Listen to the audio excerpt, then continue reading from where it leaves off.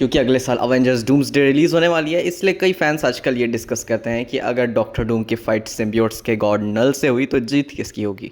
वैसे तो कभी इन दोनों के बीच फाइट नहीं हुई है, क्योंकि जब नल ने अटैक किया था तब डूम आयरन मैन के साथ मिलकर एक सिम्बियोट सेंटा से लड़ने में बिजी था। और कई फैंस का ये मानना है कि गॉड एम्परर डूम नल से जीत सकता है, क्योंकि उसके पास किंग्स इन वाइट यानी बियॉन्डर्स की ताकत है। वहीं दूसरी तरफ नल एक किंग इन ब्लैक है। लेकिन डूम की लड़ाई उस किंग इन ब्लैक से हो चुकी है जिसने नल को मारा था, जो कि है एडी ब्रॉक। और इस वक्त एडी के पास वेनम तो नहीं था, लेकिन उसकी जगह उसकी मदद के लिए एक दूसरा एडी ब्रॉक था। ये दूसरा एडी अपने आप को बेडलम बुलाता है, और क्योंकि इसकी फिजिकल बॉडी डिस्ट्रॉय हो गई थी, इसलिए एक माइंडलेस सिम्बियोट की बॉडी यूज़ करता है। और इस बॉडी के अंदर उसके अंदर भी सिम्बियोट जैसी भूख आ गई थी।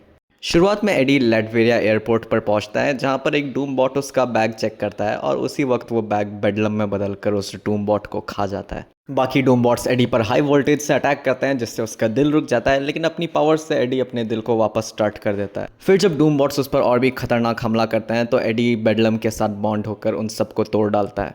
कुछ घंटों बाद डॉक्टर डूम को ये सारी खबर डूम बॉट 7 से मिलती है, जिससे वो पूछता है कि क्या तुम उसे रोकने में फेल हो गए।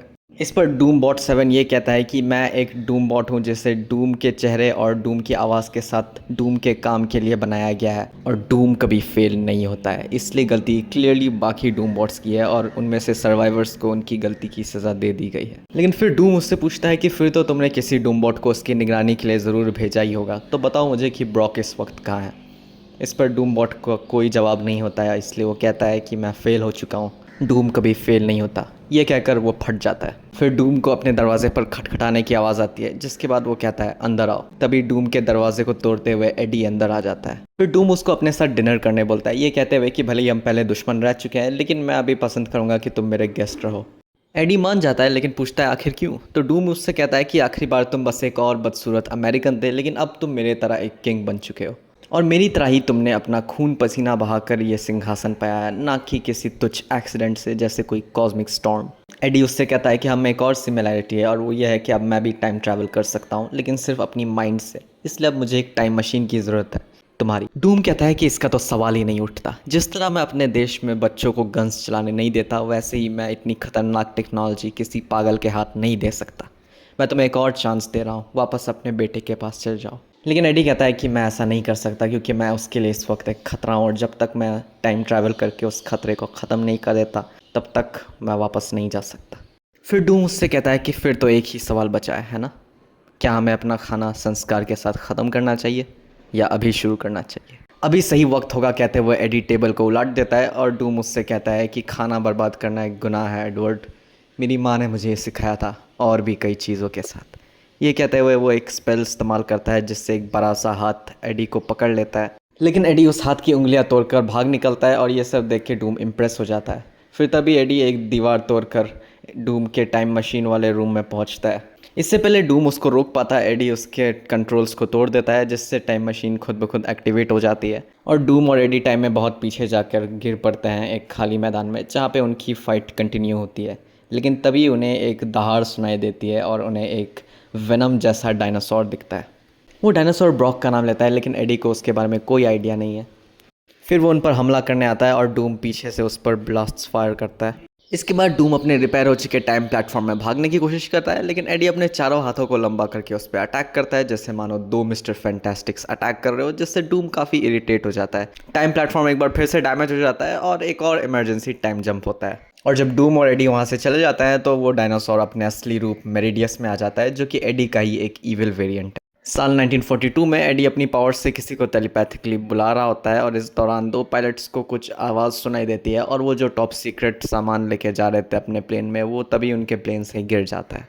और ये रहता है फ्लेक्सो, मार्वल कॉमिक्स का पहला सिम्बियोट। वहीं दूसरी तरफ डूम नाजीज पर काफ़ी गुस्से से अटैक कर रहा होता है।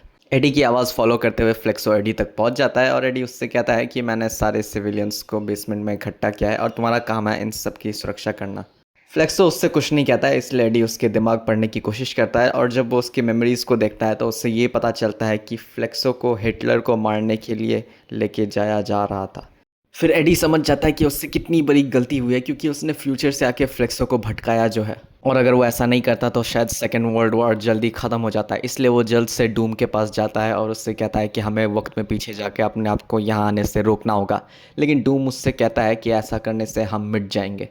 एडी इससे राज़ी रहता है, लेकिन डूम इसके लिए तैयार नहीं रहता है। इसलिए एडी फिर से प्लेटफॉर्म को तोड़ के एक टाइम जंप करवाता है और इस बार जब डूम उठता है तो फिर वो अपने आप को अपनी ही बिल्डिंग के सामने पाता है। जब वो अंदर जाता है तो उसे उस वक्त का डूम दिखता है, जो ये सब देख के हैरान रहता है और कहता है कि डूम बॉट 1, तुम स्टोरेज के बाहर क्या कर रहे हो? कोई बात नहीं, बिल्डिंग में कोई और घुस चुका है, जल्दी उसे ढूंढो और ख़त्म करो। फिर जब फ्यूचर का डूम उसे अपने पासकोड्स कहता है तो ये समझ जाता है कि वो दोनों ही डॉक्टर डूम हैं। फ्यूचर का डूम कहता है कि तुम्हें देख के लगता है कि शायद मैं पास्ट में 15 साल पहले आ चुका हूँ। यूएस गवर्नमेंट को धमकी देने में नाकामयाब होने के बाद और स्पाइडरमैन को अपने साथ लाने में नाकामयाब होने से पहले। ये सुन के पास वाला डूम गुस्से में आ जाता है और कहता है कि अगर तुम सच में डूम होते तो तुम्हें पता होता कि डूम कभी नाकामयाब नहीं होता। फ्यूचर का डूम कहता है कि क्या तुम रीड रिचर्ड्स को कॉल लगा सकते हो? मुझे लगता है इस वक्त वो ज़्यादा काम का होगा। इससे पास डूम का विश्वास और भी उठ जाता है और वो गुस्से में हमला कर देता है।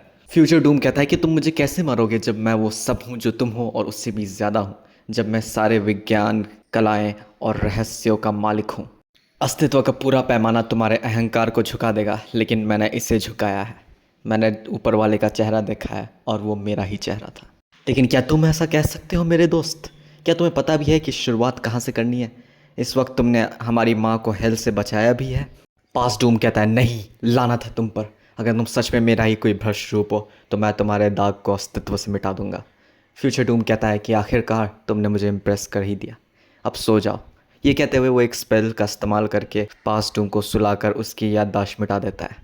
वापस जाते वक्त वो सोचता है कि इस बार गुस्से की जगह दिमाग से काम लेना चाहिए। दूसरी तरफ जब एडी हील हो जाता है और उसे होश आता है तो फिर उसकी मुलाकात 15 साल के पीटर पार्कर से होती है। वो उससे कहता है कि पीटर पार्कर, यकीन नहीं होता ये तुम ही हो। पीटर कहता है, आपको मेरा नाम कैसे पता? तो ब्रॉक कहता है कि मैं तुम्हारे अंकल का एक दोस्त हूँ। लेकिन पीटर उससे कहता है कि उसने उसको कभी नहीं देखा, यहाँ तक कि उसके अंकल के फ्यूनरल पे भी नहीं, और कहता है सब कुछ सच सच बताने। तो एडी कहता है कि मैं बस वो हूँ जो गड़बड़ करता है, मैं तुम्हारी तरह नहीं हूँ। देखो, कोई ऐसा था जिससे मैं अपनी ज़िंदगी से भी ज़्यादा नफ़रत करता था। वो नफ़रत ही मेरी ज़िंदगी थी और इससे मैंने कई बुरी चीज़ें की, जैसे कि मर्डर, या फिर उससे भी बुरा। मुझे इंसानों के दिमाग का टेस्ट पता है, उसे भूला नहीं जा सकता। लेकिन वक्त के साथ मैं उससे नफ़रत करना छोड़कर उसे एक अच्छे इंसान के एग्जाम्पल में देखने लगा और मैं ये सोचने लगा कि अगर वो यहाँ होता तो क्या करता, पार्कर क्या करता। पीटर बोलता है, और वो इंसान मेरे अंकल थे? एडी बोलता है, हाँ, और कौन हो सकता है? मैं बस इस पार्कर की तरह बनने की कोशिश कर रहा था, जिम्मेदारी लेने की, लोगों की जान बचाने की। लेकिन उससे वो सारे अच्छे लोग भी वापस नहीं आने वाले हैं जिन्हें मैंने मारा है। ये सब करने का कोई मतलब भी है? इस तरह के सवालों के जवाब तुम्हारे पास तो नहीं थे, है ना? तुम तो बस एक बच्चे हो। ये सब करके तुम्हें क्या मिल रहा है? क्या तुम्हारी आंटी की मदद हो रही है? क्या किसी की मदद हो रही है? ये बस एक श्राप है और मैं इससे आज़ाद होना चाहता हूँ। पीटर वहाँ से भागता है और एडी को वहीं पे रुकने बोलता है, ये कहते हुए कि कोई उसे हॉस्पिटल ले जाने आएगा। तभी एडी को वहाँ डूम दिखता है और वो उससे कहता है कि क्या तुम मुझे मारने आए हो? डूम कहता है कि नहीं, अब मुझे लगता है कुछ और करने का वक्त आ गया है। तुम्हें एक टाइम मशीन चाहिए, मैं तुम्हें अपने वाली नहीं देने वाला। लेकिन क्योंकि मैं इतना रहम दिल हूँ, इसलिए मैं तुम्हें वो दिला सकता हूँ जो तुम्हें चाहिए। क्योंकि डूम के भी कई दुश्मन हैं, जिसमें से कुछ तुम्हारे भी हैं। फ्यूचर में हज़ारों सालों के बाद कैंग को एक दिन ये पता चलता है कि उसकी स्पेसशिप में डूम और एडी घुस चुके हैं। वो उन दोनों से मिलने जाता है और एडी कहता है कि मुझे एक टाइम मशीन चाहिए। डूम ने कहा, मैं तुम्हारी एक ले जा सकता हूँ। कैंग कहता है कि ऐसा करने से बस चीज़ें बिगड़ जाएंगी, और एडी हंसते हुए कहता है कि मैं तो ऐसा ही करना चाहता हूँ, वैसे भी हम तो दोस्त हैं ना। तभी 3 और कैंग्स वहाँ आने लगते हैं और कैंग कहता है कि मेरा दोस्त बनने में अभी भी एक लंबा रास्ता तय करना तुम्हारे लिए बाकी है, और मैं तुम्हारी फीलिंग्स हर्ट नहीं करना चाहता, लेकिन मैं हमेशा से अपना ही बेस्ट फ्रेंड रह चुका हूँ। डूम ये सब देखकर चिढ़ के साथ कहता है, क्लोनिंग। तभी सारे गैंग्स मिलकर एडी पर हमला करने लगते हैं और बदलम उनमें से एक को खा जाता है, दूसरे को डूम ख़त्म कर देता है।